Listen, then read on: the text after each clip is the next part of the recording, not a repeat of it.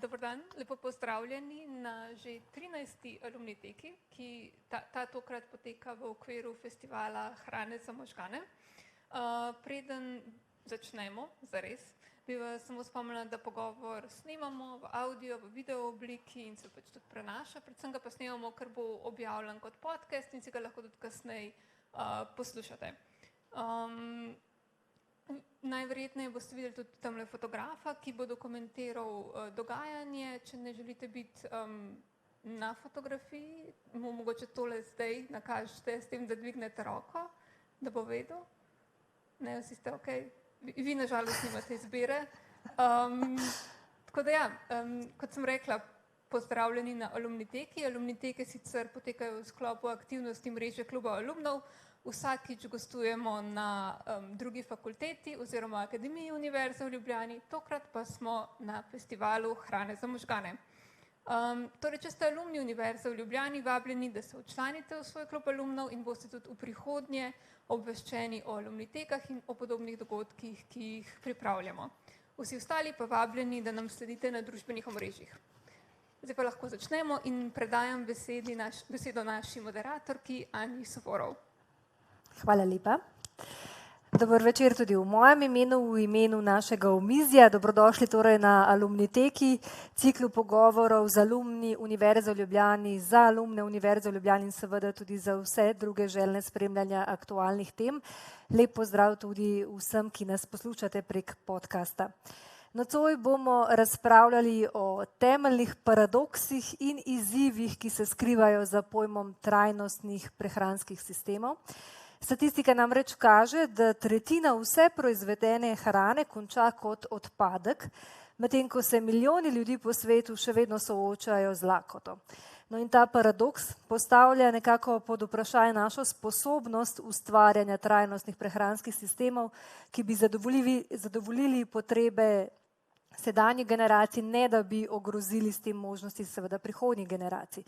Različne znanstvene študije razkrivajo kompleksnost vpliva prehrane na okolje, od toplogrednih plinov do izgube biotske raznovrstnosti. Naši prehranski vzorci imajo pač neposreden vpliv na zdravje našega planeta. Ampak v tej zapleteni enačbi se skriva tudi priložnost za inovacije, za spremembo, laboratorijsko vzgojeno meso, rastlinske alternative, lokalna pridelana hrana, trajnostni načini prehranjevanja. To so pač le nekaj poti, ki se nam odpirajo pred našo prihodnostjo. Moramo pa se seveda soočiti tudi z resnico, da trajnostni prehranski sistemi niso zgolj tehnološko vprašanje, ampak tudi vprašanje vrednot, norm, naših navad, pa seveda tudi politike. In kako se lahko spopademo nekako z množičnim potrošništvom, ki je nekako gonilna sila tega spodbujanja zavržene hrane in obilja, a hkrati na drugi strani zagotovimo, da je hrana dostopna in cenovno nekako sprejemljiva za vse. Premislek, kako lahko vsak od nas nekako prispeva k rešitvi enega najpomembnejših izzivov današnjega časa, bodo nocoj z nami delili izredna profesorica doktorica Andreja Vezovnik z Fakultete za družbene vede, asistentka doktorica Renata Marčič z Filozofske fakultete, Katja Sreš iz Društva Ekologi brez meja, profesor dr. Tadej Malovrh z Veterinarske fakultete in izredni profesor dr. Dan Podjed z ZRC SAZU-ja. Hvala vsem, da ste se odzvali povabilu. Po zaključenem omizju bodo gostje in gosta odgovarjali tudi na vaša vprašanja. Pa začnimo kar pri dr. Podjedju, pri vas. Če želimo uvesti kakršnekoli spremembe, seveda je prvi korak k spremembi zavedanja in priznanje, da neka težava dejansko obstaja. Kako bi vi opisali zavedanje družbe glede trenutnega prehranskega sistema? Mene skrbi, da smo probleme začeli skrivati pod besedo izzivi.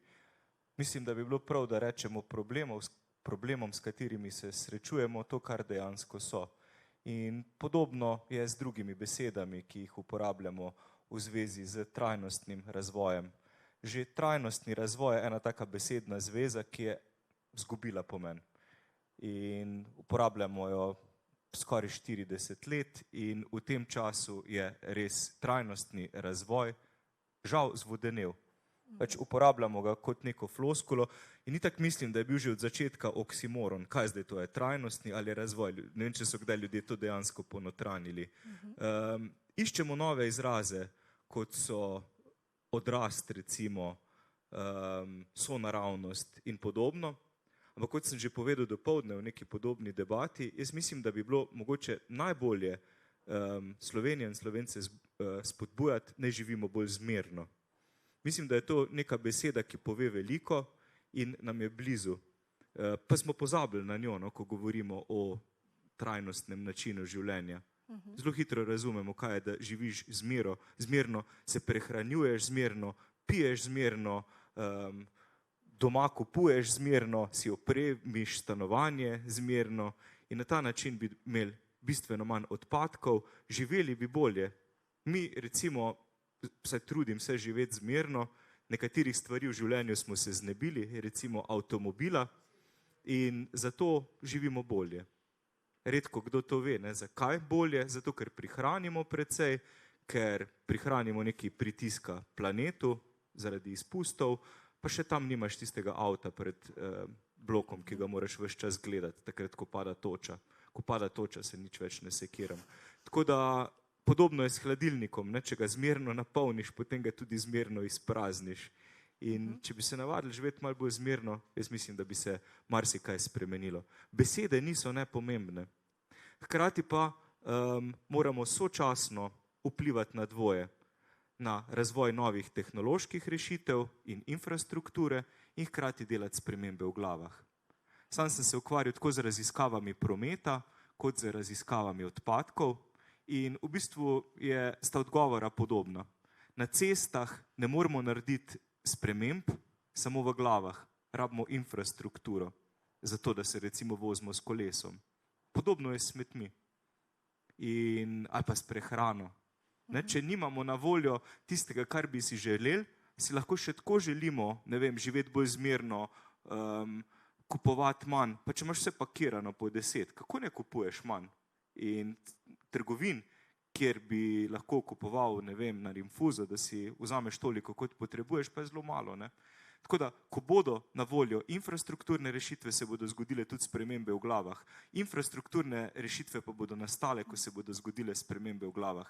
To se lahko zgodi zelo hitro, to sem hotel reči, ne? Zato ni treba, da čakamo 50 let in vsak od nas, ki smo tule, pa še mnogi drugi lahko kaj naredijo, vključno s temi ključnimi odločevalci, ki bi morali to narediti že zdavni.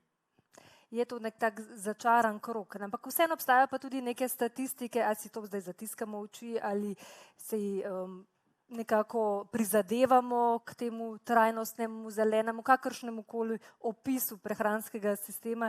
Doktorica Vezovnik, vi imate nekaj podatkov v zvezi s tem, z našim odnosom? Ja, jaz kot sociologinja sem šla malo pogledati v slovensko javno mnenje. To je pač največja slovenska serija raziskav, ki jo izvajamo že, ne vem, koliko, od 60 let, mislim, da. In ki v bistvu slovensko javnost sprašujejo o najrazličnejših, rečemo, temah, pa da ne bom suhoparila prav s podatki, jih bom bolj probala povzeti, no. Seveda sem pogledala podatke, ki se navezujejo na okolje, ne, oziroma dojemanje okolja, podnebnih sprememb in podobno. Potem pa bom dodala mogoče še en uvid skozi eno raziskavo, ki smo jo izvajali na FDV-ju, ki se pa dotika prav problema trajnosti in pa hrane. Zdaj, če pogledamo nekako okolje, problem okolja, ne, hitro vidimo v podatkih, da javnost problem okolja v relaciji do drugih problemov, ki jih zaznava kot pereče probleme v državi, ne jemlje tako zelo resno, kot bi si mogoče pričakovali, glede na to, da se je ta diskurs o okolju v medijih nekako kar precej pojačal, recimo v zadnjih nekaj letih. Ampak recimo za javnost so bolj pomembne stvari, kot je recimo javno zdravstvo, rasti cen, zaposlovanje, skratka te teme, ki nekako njih posameznika zadevajo bolj osebno, kot pa recimo okolje, ne? Varovanje okolja, podnebje, to so še vedno zelo abstraktne kategorije, ki jih včasih zelo težko povežemo z nekimi, bom rekla, učinki, ki jih imajo neposredno recimo na posameznikova življenja, ne?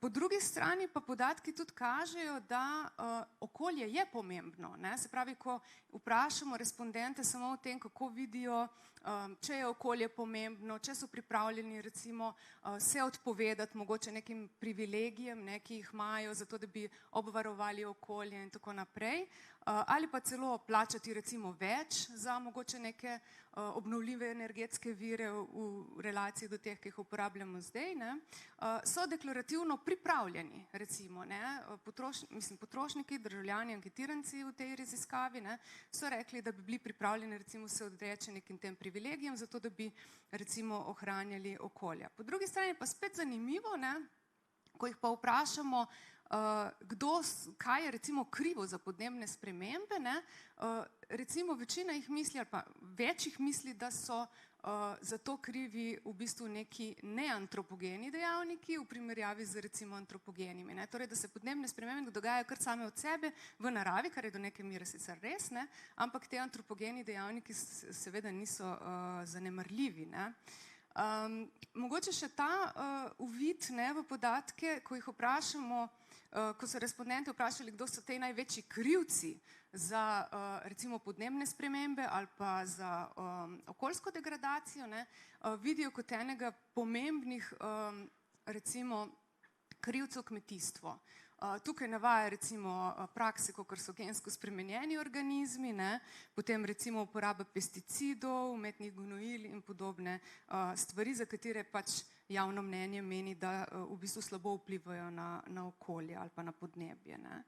Kar se tiče pa specifično mladih, ne, mi smo v eni raziskavi gledali mlade prav zaradi tega, ker mladi naj bi vseeno bili malo bolj trendsetterji, mogoče niso tako konzervativni, ne, po stališčih, kot pa recimo ta generacija baby boomerjev ali pa starejših, ne. Smo pa ugotovili, da tudi mladi imajo precej slabo predstavo o tem, recimo, katera živila so recimo okoljsko sporna ali pa imajo recimo večji vpliv na podnebje, recimo zelo se slabo zavedajo vpliva čaja, kave, recimo kakava na okolje ali pa recimo mesa in mlečnih izdelkov, tukaj govorim predvsem o rdečem mesu, ne. Ampak se po drugi strani pa zavedajo nekako malo bolj problema recimo embalaže, plastike in pa recimo gospodinjskih teh bioloških odpadkov hrane, no bi lahko rekli, ne, za katere tudi trdijo, da jih ne proizvajajo, da jih recimo hrano pojejo naslednji dan, ali pa da je v najslabšem primeru vržejo med biološke odpadke. Ne. Mogoče še en minoren podatek, kateremu se lahko potem tudi vrnemo v razpravi. 25% teh mladih, ki smo jih mi anketirali na psevdoreprezentativnem vzorcu, je v bistvu reklo, da so v zadnjem letu zmanjšali količino zaužitega mesa. Predvsem se je to vprašanje navezovalo na rdeče meso, ne, ki pa vemo, da je nekako okoljsko ali pa podnebno, bom rekla, tudi neko tako znano sporno živilo. No. To mogoče uvid v podatke. Hvala lepa. Tudi tega se bomo še dotaknili. Zdaj, ko govorimo o trajnostnih prehranskih sistemih, govorimo o nekem krožnem sistemu. Katja, če imamo neko idealno okolje, kako bi bilo to videti? Je zmernost tista, ki jo potegnemo črto pri vsem in je stvar rešena? Zagotovo zmernost je nek ključ do rešitve in obljubljam, da bomo ekologi brez meja odslej vestno uporabljali ta izraz, ker se mi zdi res prav na mestu. Ampak v idealnem tem prehrambenem sistemu, v okolju bi seveda čim več hrane prideloval vsak pri sebi doma. Če že to ni opcija, bi šel do kmeta na tržnico, skratka lokalno, čim bolj sezonsko, s čim več rastlinskih živil. Tisto, kar bi pridelali, bi recimo viške konzervirali, shranili na različne načine, pripravili kakšne druge jedi, bili zmerni pri uživanju količin hrane, pri pripravi, če bi nam karkoli ostalo, seveda bi znali nekako ponovno uporabiti, shraniti, morda podeliti s svojimi bližnjimi. Ne? Se mi zdi, da smo nekako postali tudi zelo individualizirani, ni več te skupnosti, ne, kjer se je včasih vse delilo med sabo, od kosilnic konec koncev do potice, ki je ostala. Skratka, to je za nas nek ta idealni sistem, seveda s čim manj embalaže, ki je tudi povezana z odmetavanjem hrane.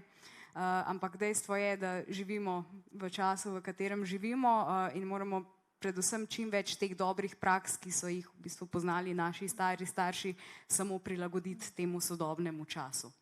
Ja, se zdi se, da sicer drvimo z napredkom, družba se razvija, ampak pravzaprav zdaj iščemo neke rešitve za nekaj, kar pravzaprav niti ne bi potrebovali, ker moramo samo malo čas zavrteti v preteklost.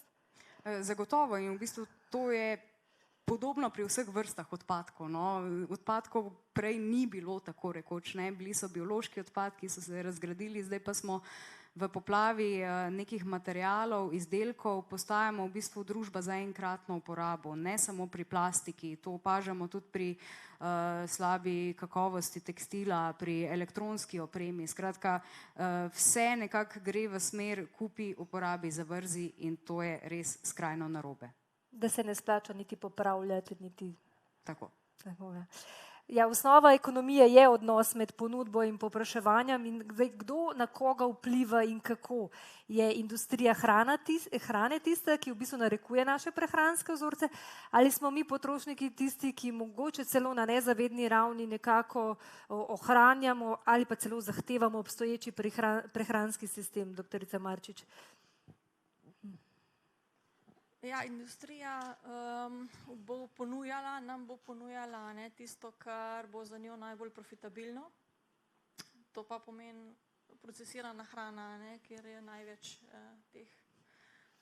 Hkrati pa to za nas tudi najbolj škodljivo. No? Ampak te procesirane hrane so predstavljene oziroma zapakirane v tako priročno embalažo in to je tisto, kar je za nas privlačno, enostavno. Ljudje so nagnjeni k temu, da čim bolj privarčujejo z energijo, da privarčujejo s časom ali pa smo postavljeni v tako situacijo, da ga nimamo in potem so nam te izdelki priročni in na voljo in pač ne razmišljamo takrat o trajnosti ali pa o posledicah, ker vseeno smo v prvi vrsti smo sebi na prvem mestu, zato so pa te rešitve, ki bi mogle biti čim manj odvisne od posameznikove akcije, ampak bolj sistemske. Zdaj, jaz mislim, da potrošniki drugače so nagnjeni oziroma si želijo živeti, jesti bolj zdravo, izbirati izdelke domače pridelave in tako naprej, ampak imajo na eni strani težavo s tem, da nimajo mogoče dovolj informacij za posamezne izdelke, kaj in kako, da nimajo mogoče financ, če rečemo, da so te živila sveža tudi lahko dražja, kot pa neka ta procesirana. Po tretji strani pa jih lahko ta težnja po živeti bolj zdravo vodi tudi v neko v bistvu slabo na nek način lahko odločanje ali pa v nerealno percepcijo tega, kaj zdrava hrana ali pa biohrana recimo naprimer pomeni. Tle imamo opravka s tako imenovano, lahko podležijo tako imenovanom halo efektu zdravega, kjer mislijo, da če je nekaj bio, da je potem tudi manj kalorično, da ima manj maščob, da ima manj sladkorjev in tako naprej. In se v bistvu s tem, ko si prizadevajo za neko zdravo ali pa trajnostno, lahko škodujejo, se jim pozna recimo na kilah, če smo čistko. Zdaj, lahko si mogoče pogledamo, kako to izgleda v primerjavi. Se pravi, že te termini, ki so v bistvu mogoče lahko na nek način tudi marketinški trik, bio, eko, vse to, mogoče si mi napačno predstavljamo, da za tem se zadaj skriva trajnostni razvoj in trajnostna pridelava hrana in v tem je vse v redu, pa mogoče še višja cena, potem je pa zagotovo ok. No, vse to, se pravi, industrija se prilagodi industrija je slišala, je zvedla, ne, industrija hrane, da so ljudje si želijo živeti zdravo in trajnostno in se je temu prilagodila in je nalepila veliko teh nalepk ne, zraven. Ali imaš, ne vem, napisan proteini, zato ker vejo, da se športniki bojo ne, prej posegali po tem. Ne. No, tukaj imamo zdaj primer ravno s proteini, ne, vidimo, da te proteinske tablice imajo več kalorij, imajo več maščob, imajo več nasičenih maščob, kot pa tista, ki ni proteinska, izgleda bolj navadna. Ne. Če gremo naprej. Na naslednji primer imamo bio jogurt, pa navaden jogurt, ne, tukaj spet bio jogurt ima več nasičenih maščobnih kislin. No, ali pa recimo ta bio leča, pa navadna, ima več kalorij, ima več nasičenih maščob, več ogljikovih hidratov, več sladkorjev. Ne, se pravi, ti se trudiš delati nekaj zase, pa mogoče sploh ne veš, kaj vse te noter čaka. S tem se pravzaprav izgubijo vse te osnovni nameni bio, eko in ostalih oznak, ne? Oziroma so na nek način zlorabljeni, če lahko tako rečemo. Ne?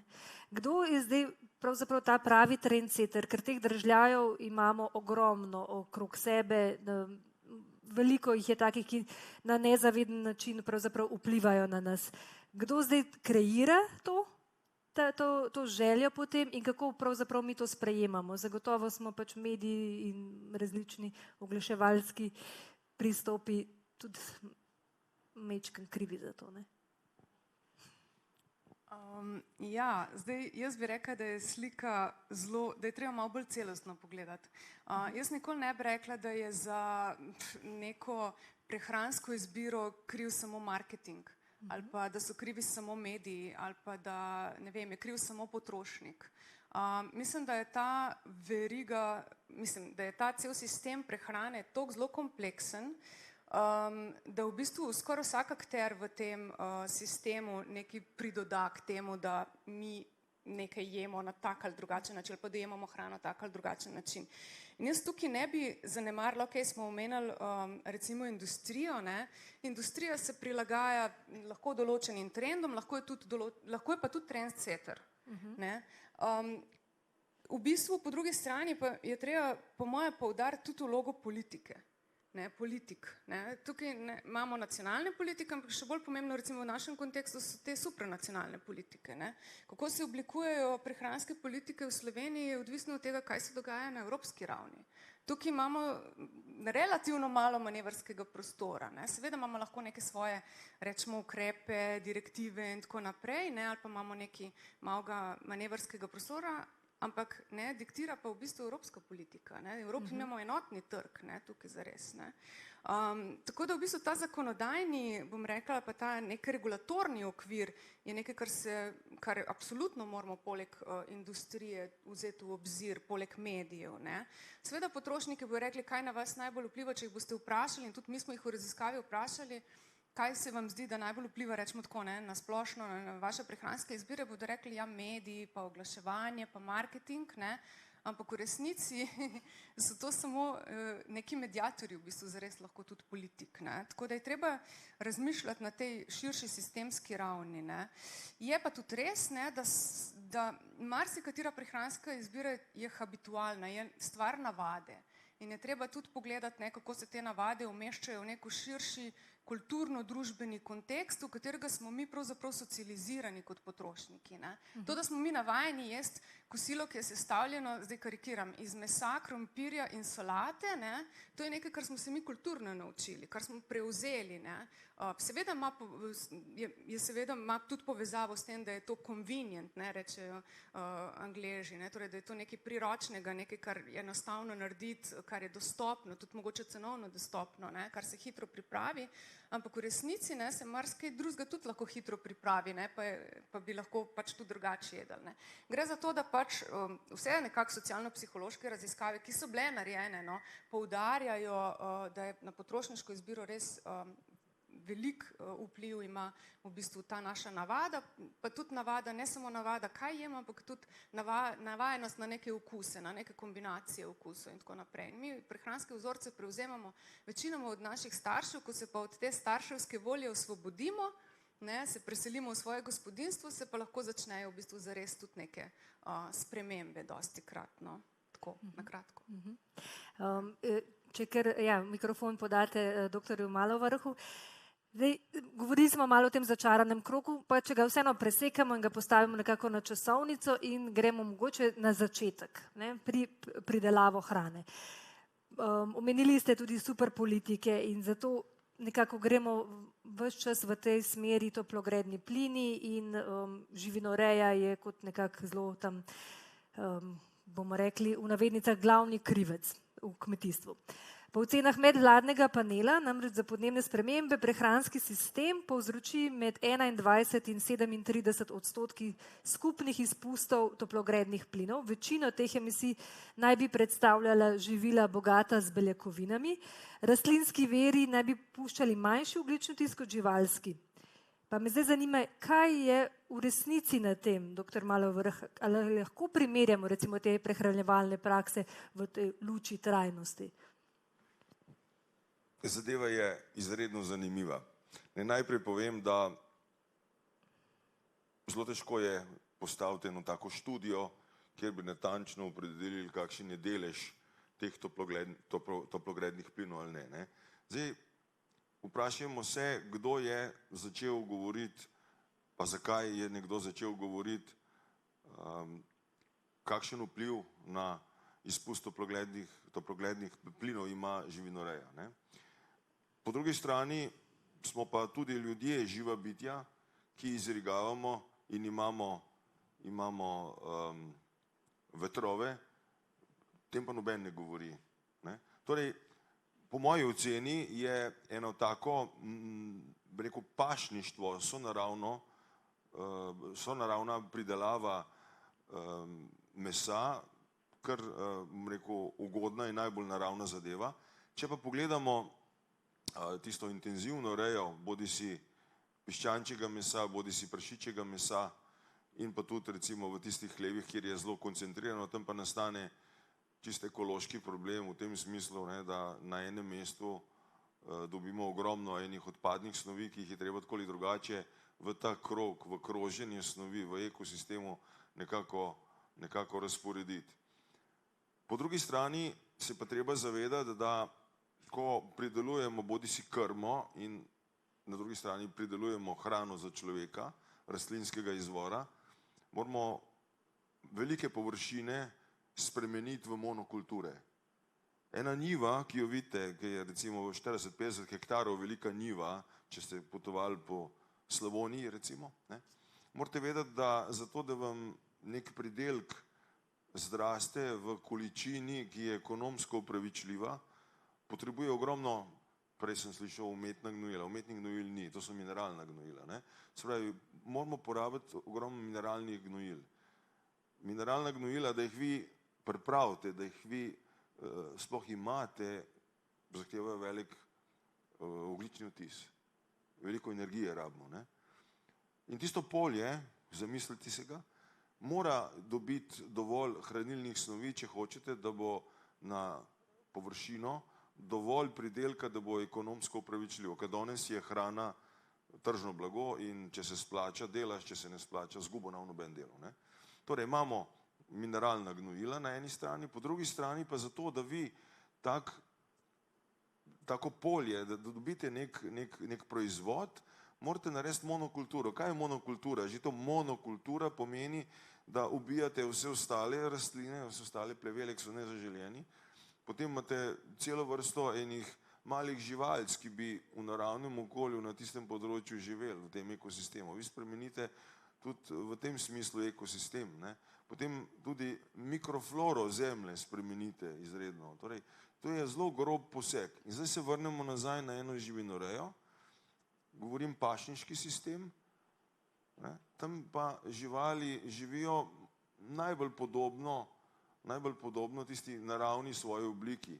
In prihaja do kroženja snovi. Krava nekaj poje, ali pa kravica, no, pa ovčka, nekaj poje in potem tudi pokaka in polula in to kroži v tem sistemu. In tukaj noter jaz niti ne vidim tako zelo nekaj groznega onesnaževanja. Tista zgodba z izrigavanjem plinov, glejte, je za lase privlečena. No? Zaradi tega, ker takoj, ko se je pojavil na eni strani izrigavanje, recimo, ali pa vetrovi, ne, metana in ostalih plinov, se je na tržišču že pojavil nek ponudnik ali oziroma več ponudnikov, ki zagotavlja, da bo nek prežvekovalec potem manj izrigaval, ne, in je že v zadnji spet nek biznis se pojavil. Ne. Bodimo tolerantni v tem smislu, da poskušajmo opazovati, kaj je v naravi. V naravi monokultur ni, ali pa so zelo redke. Ali pa če so v taki obliki, v taki velikosti, da jih narava sama lepo reciklira. Človek je pa naredil tisto, kar je naredil. Ne? Pa še eno zadevo bi mogoče tukaj dodal. Ko se pogovarjam, to se bom oddaljil zdaj, ampak poglejte, vse je lepo in prav v teoriji, v praksi pa to pomeni, da kjer imate vi veliko aglomeracijo ljudi, boste vi zelo težko enemu blokarskemu naselju ali pa ljudem v blokarskem naselju, ki živi recimo več tisoč ljudi, zagotovili to, kar se mi zdaj pogovarjamo. Mi, ki živimo izven mest, se lahko gremo. Jaz za sebe osebno mislim, da zelo trajnostno živim. Zakaj? Zaradi tega, ker imam vrtiček, ker imam kompostnjak, ker sam pečem kruh, ker hodimo po meso in mleko na kmetijo, ki je eko, in poskušamo čim manj odpadkov proizvesti. In poglej si ga, no.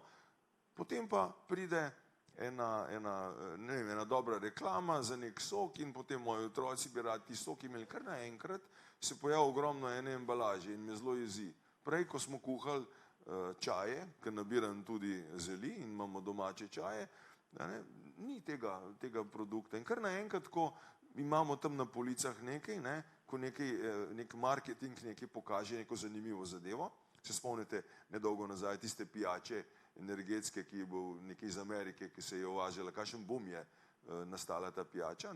Torej vidite, da začnemo ljudje malo zaradi ferbca, malo zaradi razvajenosti potem posegati po nekih proizvodih, ki niti niso tako zelo nujni. In smo že napolnili tisto kanto z rumenim pokrovom veliko več, kot je potrebno. No in da grem nazaj na tisto veliko aglomeracijo ljudi, tisti ljudje bojo zelo težko prišli v ta lifestyle, recimo, da živijo eko, trajnostno, ker so popolnoma odvisni od trgovine, od tiste trgovine tam od spodaj, kaj je in kar mu tista trgovina ponuja. A veste, tukaj noter vidim ta problem. Eni imamo možnost, velika večina ljudi pa nima te možnosti. Zaradi tega, ker živijo v kletkah, ker živijo tako kot tiste kokoši v baterijski reji, ker enostavno so odvisni popolnoma od tistega, kar trgovina in nekaj ponuja. In kako ne smemo obsojati te ljudi potem, če proizvede toliko embalaže, če proizvede toliko, posredno toplogrednih plinov, ker poglejte, ko govorimo o mesu, takrat, ko je bilo zelo popularno in so govorili, koliko mesa, niti ne vem, nekaj čez 90 kg mesa poje poprečen Slovenc. Jaz se s tem ne strinjam, zaradi tega, ker bi mogli reči, koliko je mesa in koliko je procesiranega mesa. Meso ali pa procesirano meso pa ni isto, tudi glede ogljičnega ali pa še kakšnega drugega vtisa. Torej, treba je gledati čim bolj široko, kaj dejansko sploh lahko naredimo, da tisti ljudje preživijo. In še eno zadevo bi mogoče dodal, uravnotežen obrok mi potrebujemo, uravnotežen obrok, to je prava beseda. Ne zdaj reči, koliko maščob, uravnotežen obrok potrebujemo. Športnik ima uravnotežen obrok nekoliko drugače, nek bolnik, ki leži nekoliko drugače in tako naprej, otrok nekoliko drugače. To je bistvo in tega znanja tukaj mi nimamo. Se pravi, uravnotežen obrok in malo sestavljaš, koliko boš ogljikovih hidratov, koliko maščob, kakšne maščobe, kakšne ogljikove hidrate, koliko proteinov, bodi si rastlinskega izvora ali pa živalskega izvora. To bi mogel vsakdo ali pa mama, kdor vodi gospodinjstvo, kdorkoli že, bi mogel mečkan izračunati, tako v glavi na brzino, kaj se poje. In ta osnova pa jaz mislim, po moji akademski svobodi, da bi bila mogoče ena bolj zdrava osnova za vse to skupaj, ne pa da zdaj ljudi, ki niti niso dovolj osveščeni, bombardira z nekim ogljičnim odtisom, ki niti ne vejo, kaj je to natančno. Lahko bi kdo rekel, kaj pa dušični odtis, ki ga vsi proizvajamo. Lulamo pa kakamo, tam je ogromno dušika. O tem noben ne govori. Veste, to so te stvari, ki jaz menim, da jih je potrebno tudi na takih zadevah omeniti. Najlepša hvala. Doktor Podjed, ste želeli še nekaj dodati? Ja, samo o odtisu, ki ga pušča človeška vrsta na planetu. Živimo v obdobju, ki mu pravimo antropocen, zato ker je človek postal geološka sila, ki spreminja planet. In kakšne so posledice te naše geološke sile, je razvidno tudi po tem, katere živali živijo na planetu. Če pogledate biomaso kopenskih sesalcev, je približno 5/6 biomase kopenskih sesalcev so živali, ki jih jemo. Krave, koze, ovce, prašiči. Približno 1/6 biomase kopenskih sesalcev smo ljudje. Zdaj pa, kje pa je vse ostalo? 3-4% je vsega ostalega. 3-4% je zeber, gazel, žiraf, slonov in vseh drugih živali, pa še te so bolj ali manj v kletkah. In naredili smo si čudno Noetovo barko. In jaz mislim, da ne samo, da živimo v času antropocena, živimo tudi globoko v času egocena, ko smo zazrti predvsem vase, v svojo lastno podobo in svoje lastne probleme in ne pogledamo niti prek plota, kaj se dogaja s sosedom, niti nas ne zanima, kaj se pravzaprav dogaja s planetom. In mislim, da se moramo malo res skupaj zamisliti nad sabo, kdaj smo iztirili ta planet in kako bomo šli naprej. Kot pravi James Lovelock, pokojni avtor tiste hipoteze Gaia, ki je v 70-ih pač rekel, dajte nehati spuščati izpuste toplogrednih plinov, drugače boste izumrli, a pa izumrli bomo vsi skupaj kot vrsta. Pa ga ni noben poslušal, takrat so tako mislili, da je nek čuden hipi, ki se javlja. Potem je napisal še par knjig na to temo, The Revenge of Gaia, pa A Rough Ride to the Future, torej naporna oziroma težavna pot v prihodnost, je bila predzadnja njegova knjiga, v kateri je že začel govoriti nekaj zelo zanimivega. Namreč, da se nam dogaja čudna preobrazba na planetu, da počasi nastaja nova oblika življenja, ki mogoče ni več utemeljena na ogljiku, kot smo ljudje pa druga živa bitja, ampak na siliciju in drugih snoveh. Govoril je seveda o pametnih napravah, o umetni inteligenci, ki se mogoče prebuja. No, v njegovi zadnji knjigi z naslovom Nova cen pa pravi tako, že kar odločno, glejte, pač zavozili smo, uživajte dokler lahko, kot je rekel nekdanji predstavnik za komuniciranje nekdanje slovenske vlade. In bodite veseli, da ste ustvarili nekaj novega, novo obliko življenja, mogoče jo boste imeli radi, ker bo pač vaš otrok, ni pa nujno, da bo ona imela rada vas. Umetni inteligenci, če se kdaj ji razsvetli, pa bo povsem vseeno, ali bo na tem planetu 5 stopinj več ali pa 10 manj, dokler bo v računalniku delalo hlajenje, bo vse v redu. Pa ne misli nekdo namesto nas. In resno razmišljam, da bi morali več odločanja o tem, kaj se dogaja s tem planetom, prepustiti žal umetni inteligenci, ker me skrbi, da človeška ni sposobna rešiti niti bazičnih problemov v lastni okolici. Kaj šele kompleksne enačbe z 8 milijardami spremenljivk, če govorimo o svetovni družbi. Doktor Malovrh, ja. V današnjem času zelo radi govorimo o invazivnih vrstah. Človek je definitivno na planetu zelo invazivna vrsta. Zdaj tukaj se ne bi spuščal v to, kako se plodimo in množimo Evropejci napram recimo Azijcem, zakaj je tako, o tem ne bi razpravljal.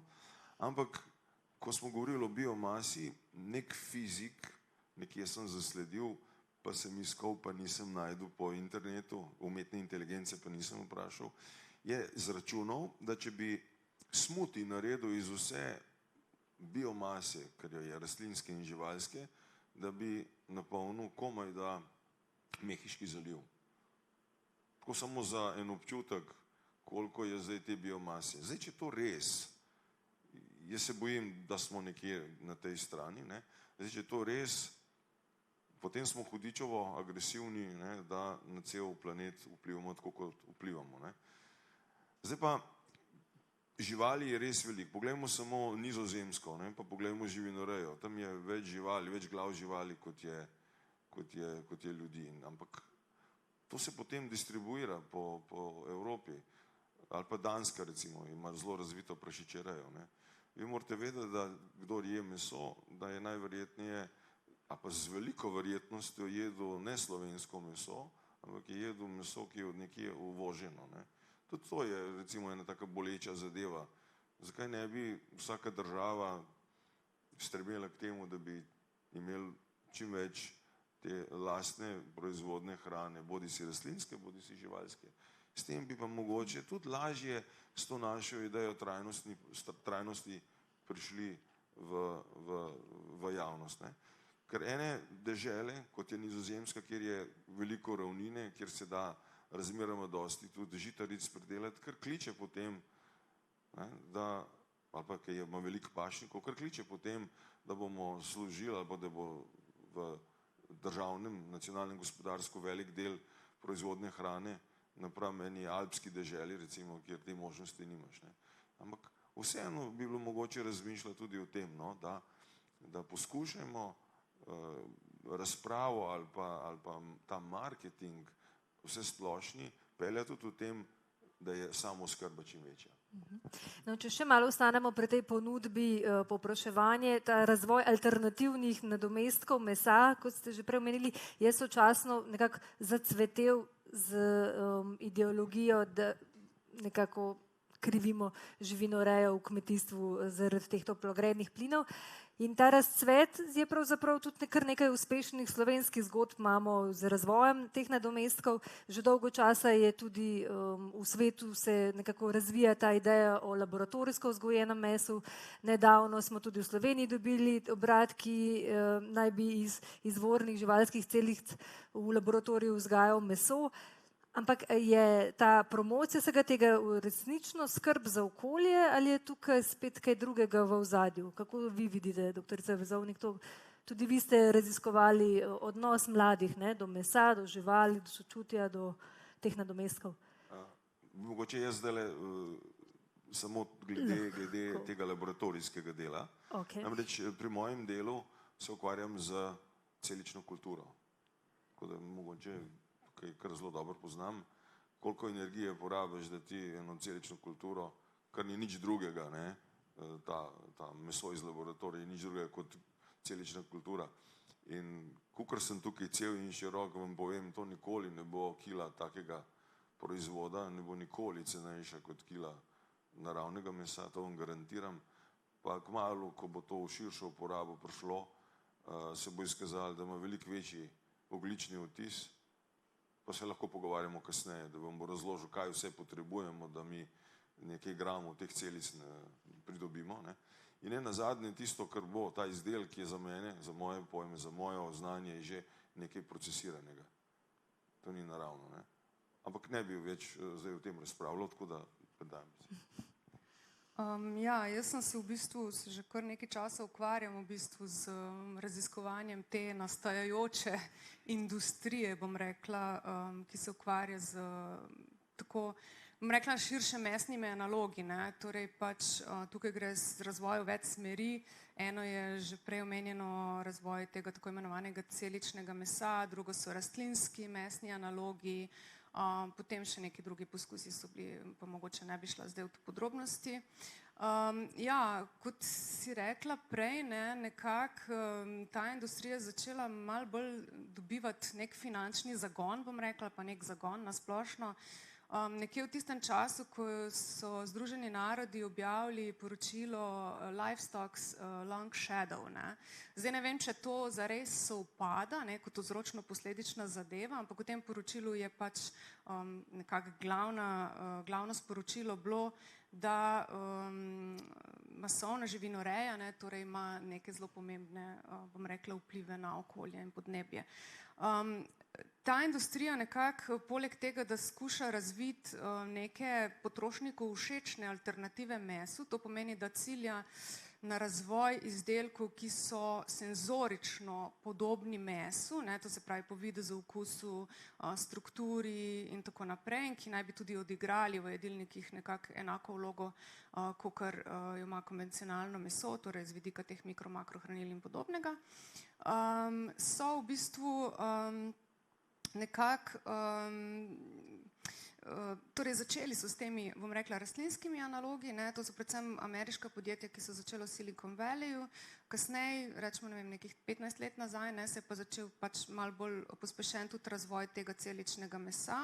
Danes imamo kar nekaj teh velesil, bom rekla, na tem področju, ne, poleg Silicijeve doline tudi Nizozemska, ne, Izrael, ne, tudi Kitajci, skoraj da vse države nekako so začele vlagati v to, vključno Slovenijo. Zdaj, ali je to prihodnost ali to ni prihodnost, to je veliko vprašanje. Jaz, ko sem delala raziskavo v Ameriki, sem se pogovarjala z biotehnologi, ki so involvirani v teh večjih podjetjih ameriških, ki se ukvarjajo zdaj z razvojem celičnega mesa in tudi so ga spravila do te mere, da je na voljo recimo v nekih restauracijah, ne še recimo v trgovinah za vse potrošnike, ker je masovna pridelava še vedno problem, bodi si z tega energetskega vidika, bodi si z tega cenovnega vidika. Ampak ja, so vsi nekako vidijo to kot nek seveda pomembno alternativo mesne industrije, je pa treba poudariti, da je težko gledamo na te produkte kot na nekaj, kar je konkurenčno v mesni industriji. Mesna industrija je subvencionirana industrija in zato je tudi seveda meso za zdaj in tudi dokler bo tako, bo cenejše od recimo teh alternativ, ne. Tako da to je en tak pomembna stvar, ki jo je treba nekako vzeti v zakup, ne, torej ta subvencionirana mesna industrija, ne, medtem ko ta branža ni subvencionirana, ne, v tem smislu, ne. Pa je bolj trajnostna? Zdaj tukaj imamo različne izračune, seveda oni trdijo, da so nedvomno bolj trajnostni, tudi ideologija, na kateri jahajo, ali pa ideja, na kateri jahajo, je v bistvu ta ideja trajnosti, ideja v bistvu tudi nekako naslavljanja pravic in dobrobiti živali, tudi ideja, da to meso v resnici bo zdravo, ne, da je v bistvu varno, celo varnejše od konvencionalnega mesa. To so vse pač njihovi marketinški diskurzi, ne, zdaj stvar je to seveda potem neke dolgoročnejše strokovne evalvacije organov, ki se ukvarjajo z varno hrano in tako naprej, ne. Recimo v Evropi ne pričakujemo še verjetno v kratkem odobritve celičnega mesa, ne, čeprav je zdaj že kar nekaj držav odobrilo v bistvu celično meso za potrošnjo. Mislim, kar nekaj, v bistvu so 4, no. Kar pa bi mogoče pri potrošnikih, ne, to ste me še vprašali, ne, čisto vse raziskave, ki jih gledam in tako imenovane metaanalize oziroma pač analize, ki povzemajo več raziskav, kažejo do neke mere zadržanost potrošnikov do teh alternativ, manj do rastlinskih, bolj do recimo in vitro mesa ali pa celo alternativ, ki vsebujejo insekte. Pri insektih je problem predvsem ta tako imenovani fuj faktor oziroma jak faktor, to je čist taka, bom rekla, psihološka prepreka, ne, ki jo imamo potrošniki do tega, da bi jedli insekte. Pri in vitro mesu je pa zadržek predvsem na ravni to, ne, kar je kolega že prej omenil, ne, da potrošniki menijo, da je to visoko procesirano živilo, da pravzaprav ni naravno, ne, ker so te celice gojene v laboratorijih, če malo poenostavljeno povem, ne. Zdaj, ampak po drugi strani se lahko vprašamo, koliko res naravne hrane mi pojemo, ne, že zdaj, ne, ker je večinoma vedno vsaj minimalno procesirana. Tako da ja, tudi pri mladih, no, zaznavamo, predvsem na slovenski mladini, ne, zaznavamo predvsem averzijo ali pa skeptičnost do teh izdelkov. Recimo, če bi vprašali potrošnika, kaj bi izbrali, če bi se morali odreči mesu, bi recimo slovenski potrošnik rekel, da bi bila to prej neka zelenjavna juha, mogoče juha iz stročnic, kot pa recimo neki visoko procesirani izdelki, ki so pa, to moram poudariti, to so nišne zadeve, tega ne moramo primerjati s konvencionalno mesno industrijo, ne po obsegu, ne po kapitalu, ne po ničemer. Tudi dvomim, da bo to kdaj ogrožalo slovenskega, evropskega kmeta, ameriškega kmeta, ali pa da bo to kdaj ogrožalo v bistvu mesno industrijo kot tako. No, ne glede na to, ali gre za rastlinsko hrano ali za mesne izdelke, konec koncev ogromno hrane pa zavržemo. Katja, vi ste tudi to že več kot 10 let proučevali v vašem društvu in po podatkih Statističnega urada Republike Slovenije skoraj polovica vse zavržene hrane nastane pravzaprav v gospodinjstvih pri potrošnikih, medtem ko najmanj, približno 7% pa pravzaprav predstavlja pridelava hrane. Zakaj je tako? Tukaj je več dejavnikov. Eden izmed njih je zagotovo lokacijski. V kakšnih drugih delih sveta je zagotovo več zavržkov pri sami pridelavi hrane, kjer imamo drugačne podnebne razmere, kjer se hrana pokvari, kjer prihaja do suš, poplav in tako naprej. Tako da zaenkrat imamo v našem koščku sveta zaenkrat še kar srečo glede tega in smo potrošniki tisti, ki prispevamo skorajda polovico vse zavržene hrane. To je po eni strani tudi logično zato, ker če nekako hrana uspešno pride od pridelave, predelave, trgovca, da ne pride do, da se ne poškoduje, da je že ne zavržejo na tisti točki, je pač smo mi tisti faktor, ki odločamo o tem, a se bo hrana pojedla, a se bo zavrgla. Potem ena zadeva je tudi, kako gledamo na zavrženo hrano, ali tu štejemo zraven tudi tisto hrano, ki se zavrže pri sami predelavi, se pravi izgube hrane in v kolikšni meri to upoštevamo. Ampak dejstvo je, da podatki kažejo, da v Sloveniji in v tem razvitem delu sveta potrošniki zavržemo največ hrane, in zagotovo pa se moramo vsi ukvarjati s tem. Tako kot smo se že danes dopoldne pogovarjali, prav je, da vemo, da je to problem, prav je, da se tega zavedamo, potrebujemo pa dobre zglede na vsaki postaji od vil do vilic in prav povsod moramo vlagati trud v to, da se hrana ne bi zavrgla. Zavržena hrana je res velik problem, kar se tiče tudi izpusta toplogrednih plinov. Zavržemo ne samo to hrano, zavržemo vso energijo, ki je šla v pridelavo, površine zemlje, ki so bile potrebne, voda. Skratka, en kup izzivov imamo tukaj, ki jih moramo nasloviti včeraj. Ja, vse to dojemanje hrane je pa tudi zgodovinsko gledano, vse seveda spreminja, vedno bolj individualno bi rekla, je ta pogled na to.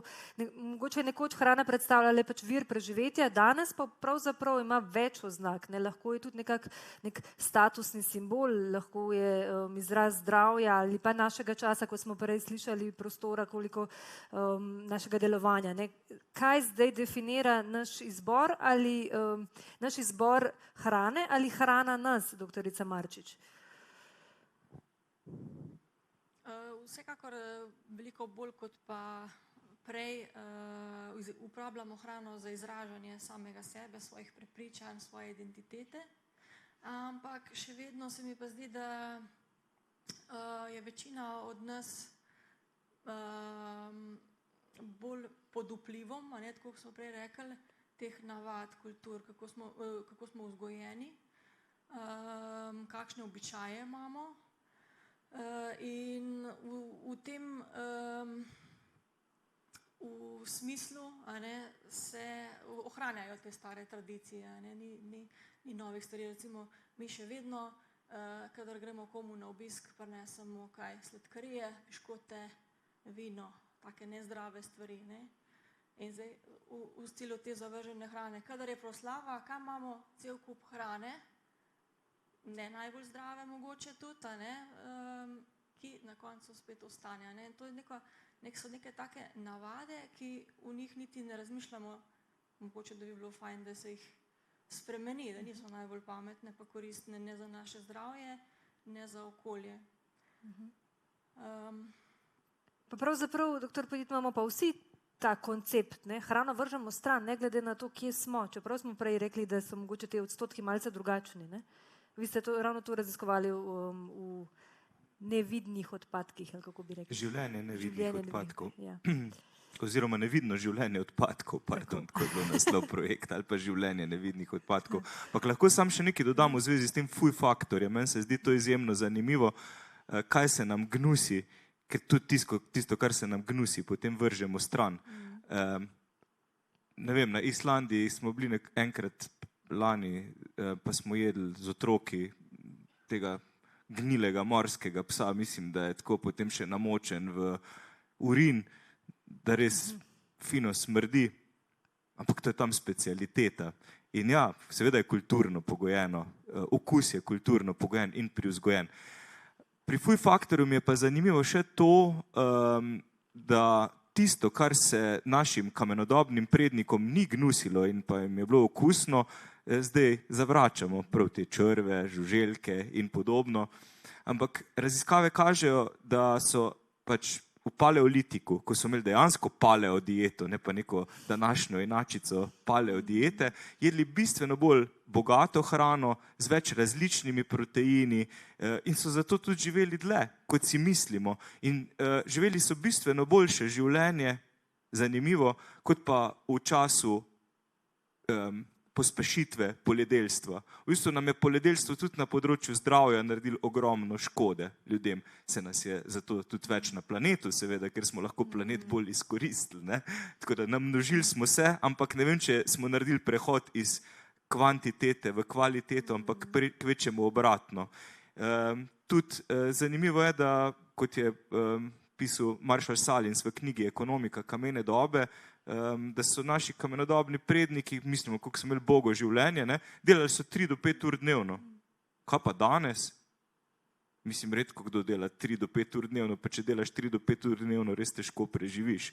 Ampak kaj pomeni delati? Nabirati hrano, pripravljati hrano, v ostali časov uporabili, ne vem, za ples, zabavo, počitek, spali so bistveno dlje kot mi, šli so 2-krat spati celo. Tako da te iluzije, kaj je dobro življenje, mislim, da moramo tudi o tem malo razmisliti. In predstave, ne mislim zdaj, da gremo nazaj v votline, itak živimo v jeklenih in zidanih votlinah, v vsakem primeru. Pa ko vprašali ste me o nevidnem življenju odpadkov, ne, da ne bom zdaj tu zataval, in kaj mečemo stran. Meni je res zanimivo to, ta akt, ko neka stvar postane smet. Recimo, pridemo iz trgovine, prinesemo vrečko stvari in potem začnemo zlagati hrano. Recimo, vzamemo korenje, ki smo ga prinesli in zagledamo tam 3 stare korenčke, ki še včeraj niso bili stari. Kamod bi bili še za kako juho, kaj naredimo? Ne mislim vsi, ampak mnogi. Vržemo jih stran, tako rečemo. Tudi po nemško se reče wegwerfen, po angleško throw away. Ne?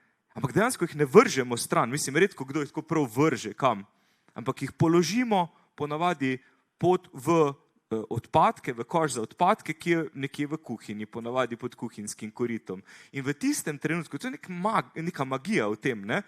Naš magični dotik je določil, da je neka stvar postala smet. Tako kot jogurt, recimo, ne, ko ima gor pokrovček in piše, da se mu je rok trajanja iztekel 24.4.2024. Torej danes ob 23.59 bo ta jogurt se magično pretvoril v smet. To je ta magija.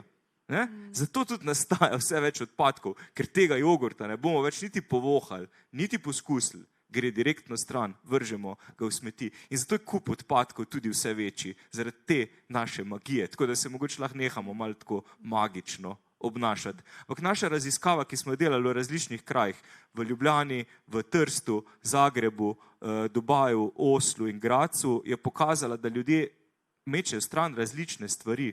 Pač smet nekega človeka je stvar za nekega drugega človeka.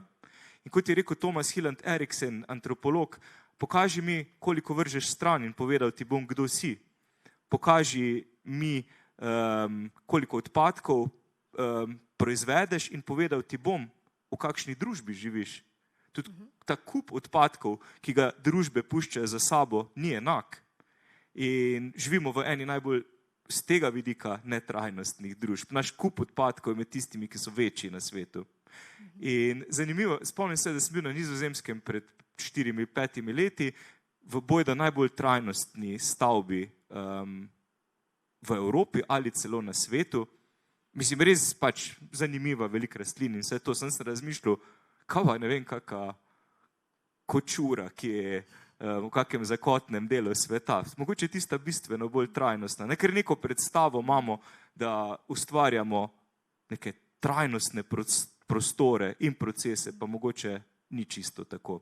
Skratka, kultura nas preoblikuje, tudi naš okus seveda, in pa to, kaj vržemo stran.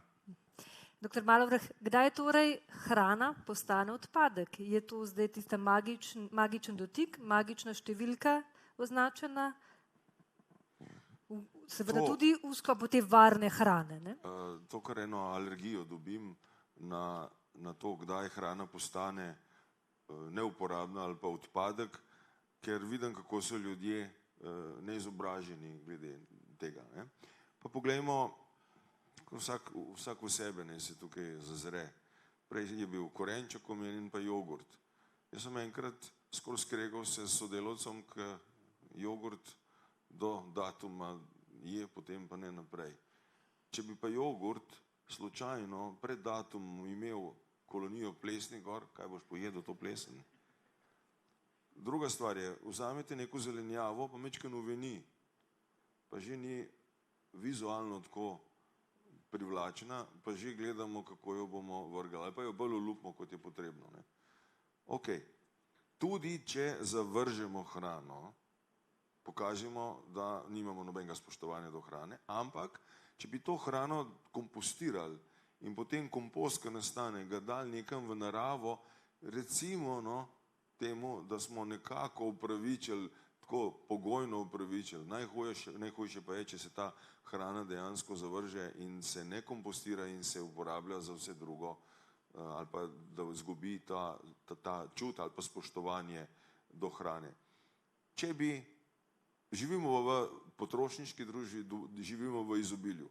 Če se jutri zgodi, da ne bo več take založenosti v policah, vam garantiram, da bojo vsi oni korenčki, ko so malo uveneli, umiti, ne olupljeni, umiti, pa bomo grickali korenčke, pa jogurt tudi, če ga bomo sploh imeli, tudi če bo par dni čez rok uporabe, bojo kar naenkrat postali užitni in neka uvenela solata bo tudi majčken se namočila v vodo, da bo dobila tisti turgor, pa se bo potem pojedla. Tukaj noter je ena zadeva. No in gremo še nazaj na to zavrženo hrano. Ta zavržena hrana se potem v birokratsko-administrativnem smislu potem smatra kot odpadek. Ampak ta odpadek lahko kompostiramo, je še vedno uporaben. In zaradi birokratskih zadev imamo mi tlele potem eno veliko zavoro pri gojenju žuželk na teh odpadkih. Ampak ker so odpadki, ne smeš z odpadki hraniti žuželk. Če bi to hrano rekli kot odvečno hrano ali pa preostanek hrane, da bi jo tako imenovali, bi lahko v formalnem smislu gojili žuželke. In glejte, te žuželke spremenijo neka hranila, ki so recimo zavržena in zaradi tega nekoliko manj vredna, spremenijo lahko v veliko bolj kvalitetna hranila. Beljakovine, prej je bilo omenjeno, da so naši predniki, definitivno so naši predniki jedli veliko bolj raznoliko, zaradi tega, ker ni bilo polic. No in te žuželke so lahko ena zelo zanimiva alternativa, saj da to, da nekaj umešamo v našo prehrano, dvignemo bodisi neke maščobe, dvignemo lahko predvsem, ko so popularni, so proteini, dvignemo lahko tudi nekaj, kar je hitin in vpliva ugodno na imunski sistem, kar je dokazano. Po drugi strani pa, če se nam to gravža, po domače povedano, lahko rečemo, ok, bomo pa del te prehrane dali hišnim ljubljenčkom, ki so do neke mere nekoliko manj obremenjeni s tem, kakšen je izvor hrane, je to žuželka, a je to neka ovčka, ali pa mi to hrano, te žuželke, ki jih tako ali drugače pripravimo, potem uporabimo v živinoreji, recimo v perutninski proizvodnji ali pa tudi v proizvodnji recimo prašičjega mesa in tako naprej. Kakorkoli že naredimo, je veliko bolj spoštljivo, kot pa da hrano zavržemo. In spoštovanje do hrane je premajhno zaradi tega, ker je hrane preveč. Dajmo skočiti na kruh. Kako Vsak se, ni treba zdaj odgovarjati, ampak vsak naj se vpraša, kako kupujete kruh. Kruh mora biti svež. Kupimo ga običajno, govorim in general, kupimo ga vedno več, kad ga pa pojemo. Pa ko mehen bolj trd kruh rata, kaj z njim naredimo? Kaj vsi drobtince delamo? Ne. Tisti kruh nam rata neka slaba vest, če ne drugega. In potem gledamo, kako bi ga se znebili, ker je že dešeč, svež kruh na policah in mogoče tudi v naši omari. No in ko sem se s prijatelji pogovarjal, kakšno je to menedžeriranje ali pa upravljanje s kruhom, sem jaz povedal svojo izkušnjo. Kruh pečem osebno sam, v modelski kruh, kot je recimo toast, taka oblika vam pride. Ga na mašino narežem in ga dam zmrzniti. Potem pa koliko koščkov kruha potrebujemo, vzamem in ga odtalimo in ga ne zavržemo. No in ko sem to rekel, tudi če kupujete kruh, zakaj ga ne narežete, pa ga daste v zmrzovalnik? In sem videl, da imajo eni ljudje predsodek pred tem. In kruh je kar doskrat v tem kupu zavržene hrane. Kajti ekologi brez meja ste v bistvu naredili neko raziskavo v gospodinstvih in sadje, zelenjava so tisto, ki najpogosteje zavržemo, ne pa tudi mlečne izdelke. Kaj je pravzaprav pokazala ta raziskava oziroma kakšni so potem izsledki v teh gospodinstvih? Ja, v bistvu tukaj smo vprašali gospodinjstva, kaj oni največkrat zavržejo. Spremljali smo tudi njihove navade z dnevniki zavržene hrane in nekako so ti podatki ven prišli, ki se nekako skladajo tudi z ostalimi raziskavami. Ampak kaj bi tukaj poudarila tudi sama, tako shranjujem kruh in če se le da pečem doma, zdi se mi to res super način, da preprečimo sploh do tega, da bi hrano zavrgli. Smo pa ekologi brez meja naredili tudi en zelo zanimiv eksperiment in sicer smo obiskovalcem enega dogodka ponudili piškote na 2 krožnikih. En krožnik, piškoti so bili iz iste embalaže, ni jim še rok potekel nič. Ene piškote smo označili kot take, kot so bili, s tistim rokom, ki je trajal še leto ali 2. Ta drugi krožnik smo pa označili z datumom, ki je bil seveda že pretečen. Uganete, kako so se odzvali potrošniki? Vsi so prepoznali kvazi razliko v okusu in so rekli, da so tisti s pretečenim datumom slabši, niso več tako dobri, šlo pa je za isto embalažo. Tako da ja, tukaj ti datumi nas dejansko zelo, zelo omejujejo, sploh ker večinoma ne poznamo razlike. To smo tudi v tej raziskavi ugotovili, da ljudje ne razumejo te razlike in trendi oziroma težnje gredo že v to smer, da bi se nekako skušali izogniti tem datumom, sploh pri teh živilih z daljšim rokom trajanja, kot so recimo testenine, ker dejansko to nas precej omejuje. Tudi ko se pogovarjamo recimo starši, ki imajo otroke v šolah, tam jih zelo očitno drilajo na upoštevanje te varnosti, da se ne bi karkoli zgodilo in malo smo pozabili na to kmečko pamet, da bi pač preprosto odprli jogurt in pogledali, kaj se z njim dogaja. Tako da ja, tukaj je kar enih faktorjev, ki vplivajo na to, zakaj hrana pristane v smeteh. Pa verjetno je, kot smo rekli, tudi nekakšen ta čustvena navezanost na pridelano hrano. Če spodbujamo lokalno pridelano hrano, še posebej, če lahko sami naredimo, verjetno je težje zavreči kruh, ki si ga sam spekel, kot tistega iz trgovine. Nedvomno, to dokazujejo tudi raziskave. Psihološka navezanost na hrano je večja pri hrani, ki jo pridelamo sami, kupimo od kmeta, gremo na tržnico. Drugi ekstrem na tej premici pa je seveda hrana, ki jo kupimo prek spleta, ki je sploh ne vidimo, ki nam jo pripeljejo domov in nekako je to samo zgolj neko blago, ki potuje čez naš dom in prej ali slej pristane v zabojniku, ali jo pojemo ali pa pač ne. Doktor Podjetje, ampak vi pa podpirate spletne nakupe. Pravite, da optimizirajo vaše nakupe, se pravi, manj nakupite, manj zavržete. A to sem vam povedal, ali kaj? Kako ste to izvedeli? A smo se mi o tem pogovarjali? Ja, to pa ne moram zdaj zaupati. To pa naj ostane skrivnost. Ja, res je, ampak je to povezano s tem, da nimamo avta, pač znebili smo se avta pred 4 leti, takrat v času pandemije COVID-a, pač že prej mi je avto stal 95% časa pred hišo, tako kot stoji tudi vsem drugim v povprečju. Avto je ena najmanj uporabnih in uporabljenih stvari, ampak imamo jih pa. Pa ne pravim, da bi se morali vsi avtov znebiti, ker nekam pač ne prideš v Sloveniji brez avta, pa če pa stanuješ tule v Ljubljani, pa lahko živiš brez avta, živiš bolje, ceneje, na leto prihranimo 3 do 4 tisoč evrov, ker nimamo avta. Kaj pa hrane? Hrano pa imamo. Kupimo več hrane, pa več zmečemo stran, hecam se. Ne, nakupujemo pač nadaljavo po spletu in jaz mislim, da ne samo, da prihranimo za to precej, ker nam ni treba iti v trgovino z avtom pa nositi tam hrano, ampak ker ne gremo v nakupovalno središče. Jaz grem tako, recimo 3-krat, 4-krat na leto, potem seveda grem in to je ta moj lovsko-nabiralniški pohod, prijem nazaj res opremljen, mislim, kupi hrane kar naenkrat, ne? In potem me mine za dolgo časa, tudi zato, ker pustim vsakič tam potem vsaj 150 evrov. In zdi se mi, da smo se res spremenili iz teh nekdanjih lovcev in nabiralcev v neka bitja, ki so nakupovalna središča začela imati kot lovsko-nabiralniško izkušnjo. Sploh, če imate s sabo še kupone za 50% popusta, pa kupi 3, vzemi 4 in podobno, ne, zaradi tega pridemo tudi domov bolj opremljeni iz tega našega pohoda.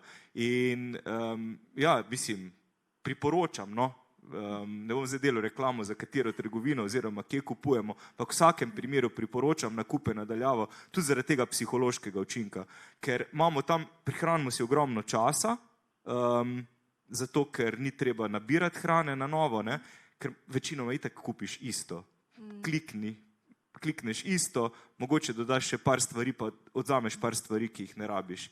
In jaz mislim, da je tudi ta prihranek časa kar bistven, denarja tudi, pa še malo pritiska prihranimo planetu, ker nam je treba se voziti v trgovino. Drugače si pa tudi sami pridelujemo hrano, no, tudi v Ljubljani imamo vrt in tista hrana je vedno najboljša. Vedno vse pojemo do konca, fermentiramo, uložimo, nič ne ostane. No, mislim, tam pa res ni odpadka. Imamo malo drugačen odnos potem. Jaz sem prav prejšnji teden preštihal vrt, tako da čuti že potem posledice naslednji dan. Doktorica Martič, na ta način se potem spletnim nakupom lahko izognemo vsem pastem, ki nas čakajo v trgovini, potem tudi prevelike potrošnje, ne? Ja, točno to, ne? Ti, ko prideš tja pred stalažo, kako se reče, pač razstavljeno hrano v trgovini, a ne, te potegnejo te stvari, neke akcije in tako, da vzameš več si.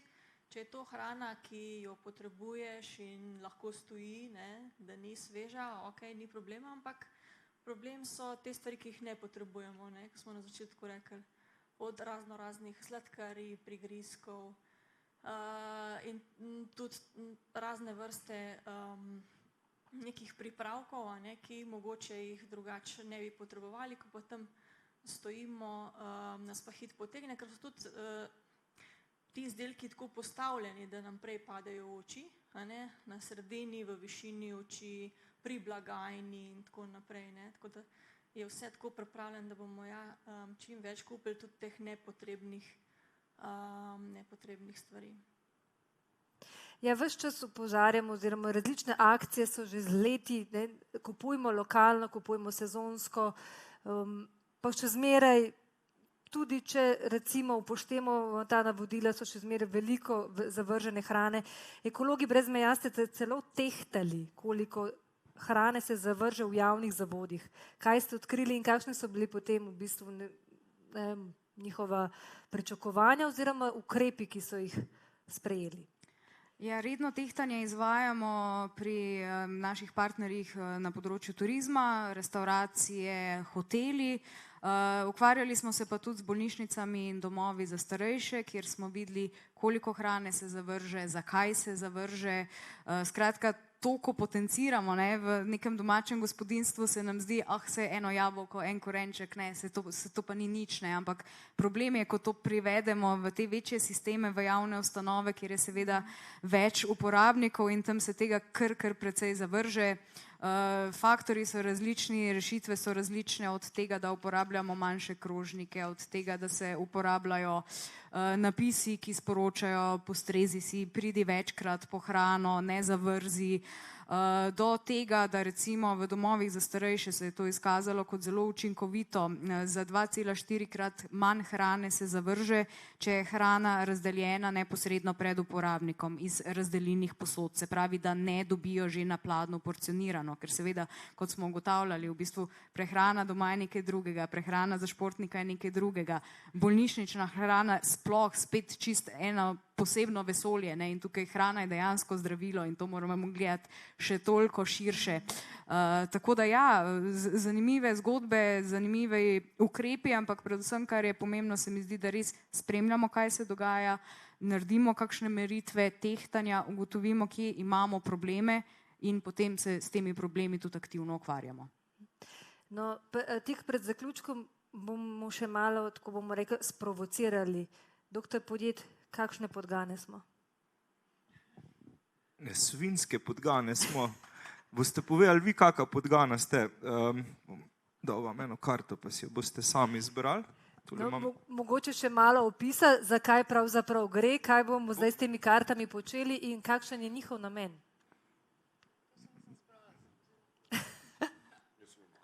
Ne, tiste niso, tele na vrh so podgane.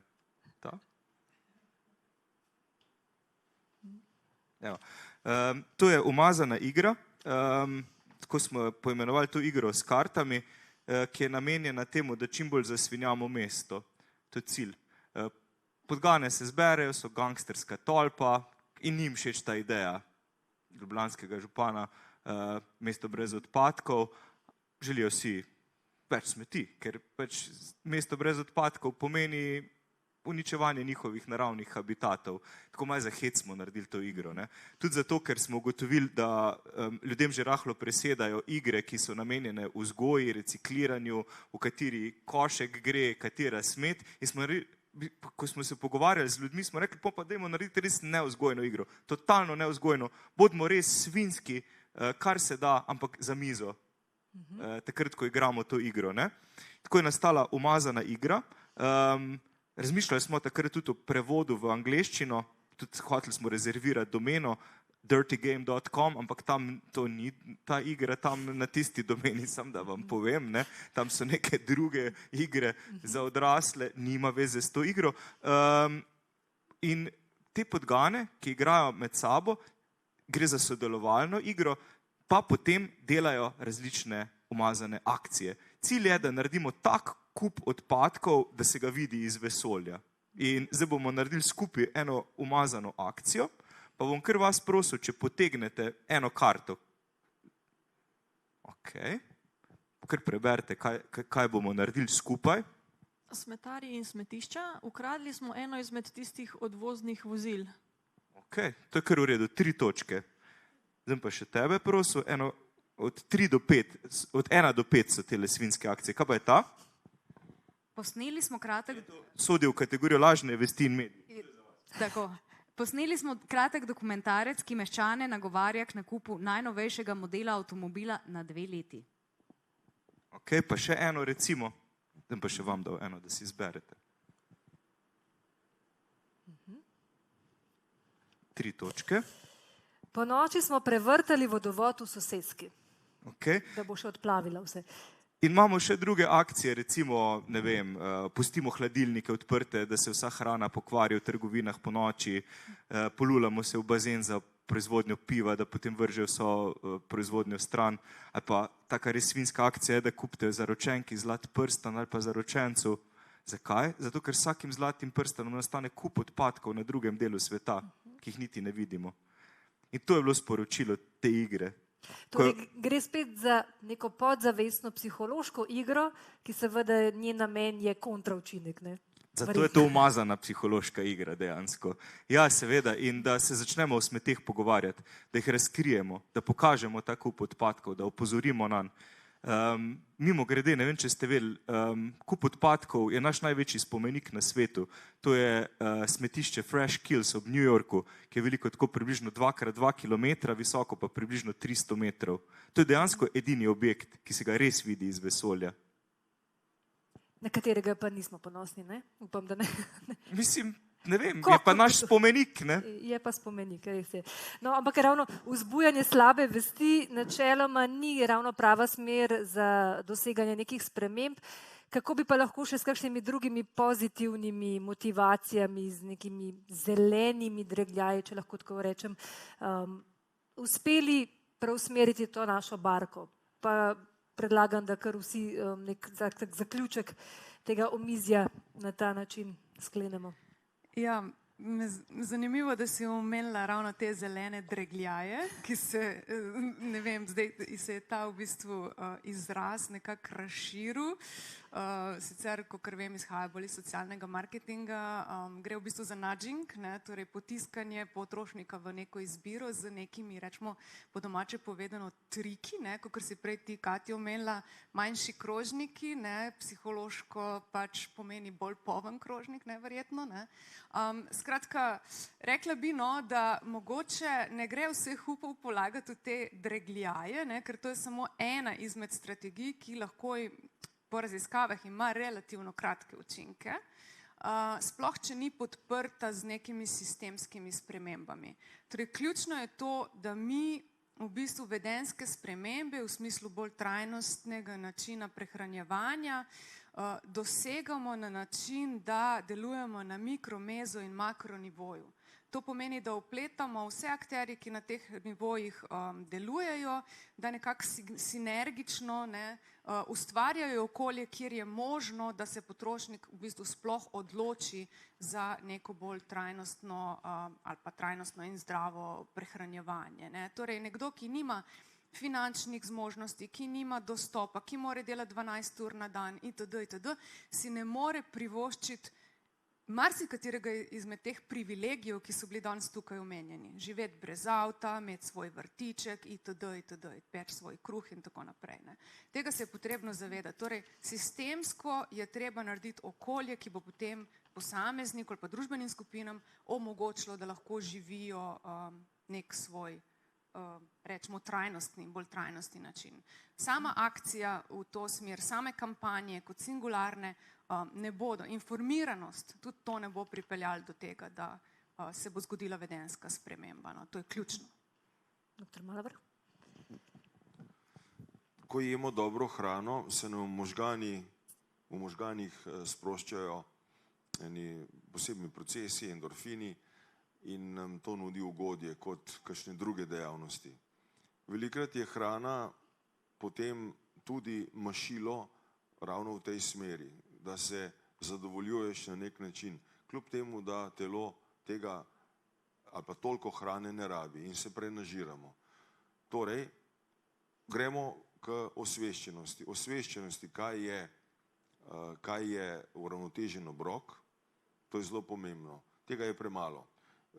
Skupina ljudi, ki se ukvarjajo recimo s fitnessom ali pa športniki bolj nasplošno, oni imajo hudičevo natančno izračunan obrok.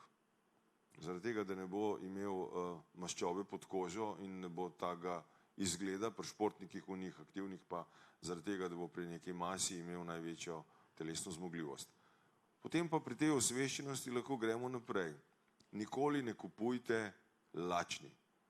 Če greste v trgovino kupovati lačni, boste 100%, brez da kakršnokoli raziskavo delam, boste kupili več in drugač, kot če greste primerno siti.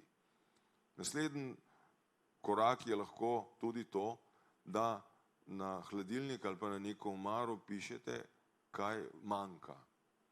In greste s tistim listkom potem v trgovino in kupite samo tisto, kar piše na listku.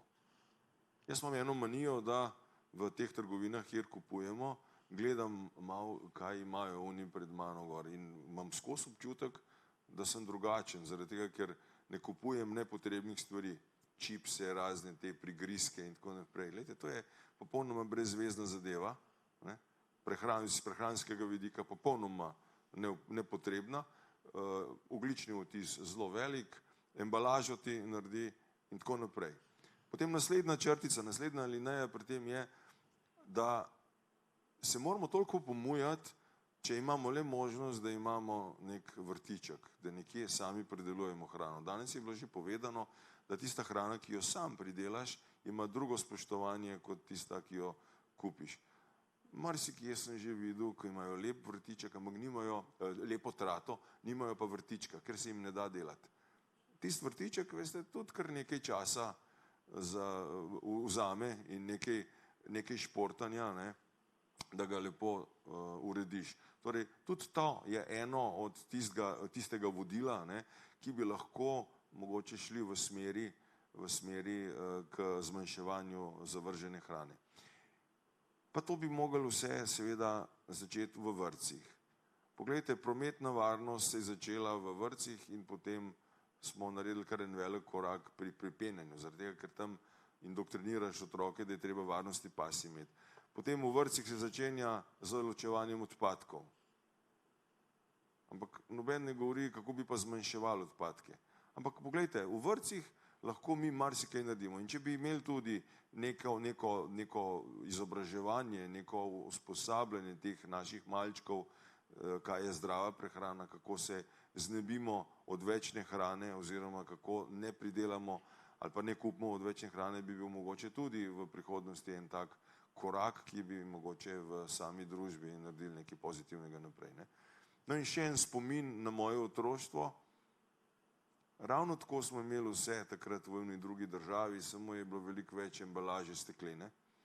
In spomnim se akcij, ko smo pobirali steklo in smo potem tekmovali med sabo, kdo bo več stekla pobral. Veste, tisto steklo je šlo potem v neke kontejnerje, ampak bodisi tiste steklenice, ki so bile za reciklažo, so se ponovno uporabile ali pa se je steklo tako ali drugače predelalo. Pobirali smo tudi papir.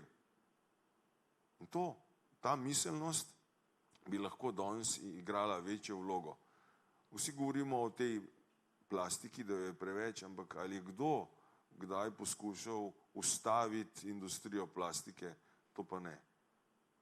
Veste, če bi prišli nazaj na stekleno embalažo, bi morda tudi en korak k manjšanju teh odpadkov in tudi k manjšanju odvečne hrane naredili. In to je mogoče eno od takih sporočil, ki ga moramo nositi s seboj. Doktorica Marčič? Ja, bi jaz kar nadaljevala s to stekleno embalažo. Z psihološkega vidika, ne, če imaš ti na voljo priročno plastično embalažo ali pa da moraš od doma jemati stekleno in pa se ukvarjati s tem, ne gre. To pomeni, da samo zelo angažirani, tudi če bi trgovine to omogočale, še vedno si človek ne bo dal tega dodatnega dela, zato se mi zdi boljša rešitev, da plastičnih pakiranj sploh ni ali pa so minimalne. Se pravi, da se v tej fazi izloči, v fazi ponudbe, proizvodnje, ne pa da se prelaga na potrošnika to, da bo on zdaj zbral bolj trajnostno varianto. Ne bo. Doktor Podjed? Jaz bi upozoril na moč množice. Jaz mislim, da je ta izjemna, pa mogoče se boljše danes sliši, moč amorfne gmote. Zavedati se moramo, da vsak od nas lahko naredi nekaj, lahko naredi in doseže spremembo. In posebej, če se povežemo in začnemo se lahko tudi zavedati, da smo tako prav v slogu Ludvika 14. Država smo mi, država, to sem jaz, država je vsak od nas in tudi mi smo Evropska unija, ne moramo biti samo pasivni opazovalci politik, ampak zahtevimo spremembe na volitvah, pejte voliti, izberite tiste stranke, ki ne samo obljubijo največ, ampak naredijo največ v tej smeri, da nam bo bolje na tem planetu, da bomo živeli bolj zmerno. In tu lahko dosežemo spremembe, da damo glas tistim, ki bodo bojda kot elita nas vodili v svetlejšo prihodnost. Ta hip se pa res prav uresničuje tista misel nekega poslovneža, ki je gradil tule stavbo, Schellenburg, palačo, da narod brez elite ne obstaja, je samo amorfna gmota, ki ne ve nekod nekam. Najbolj grozljivo je, da je to res. Ampak še huje pa je, da tudi elita ne ve nekod nekam. Pazite, ta hip 12 ljudi na tem planetu proizvede tukaj izpustov kot 2,1 milijona gospodinstev, 12 najbogatejših ljudi na svetu. 8 ljudi na tem planetu ima tukaj premoženja kot najrevnejša polovica svetovnega prebivalstva. In mnogi živijo od teh ljudi, od naših navad, tudi od naših nakupovalskih navad seveda. In druga stvar, druga tema za drugo debato, od našega načina življenja pred zasloni med 4 stenami. In zahtevimo spremembe, nismo nebogljeni. Imamo moč.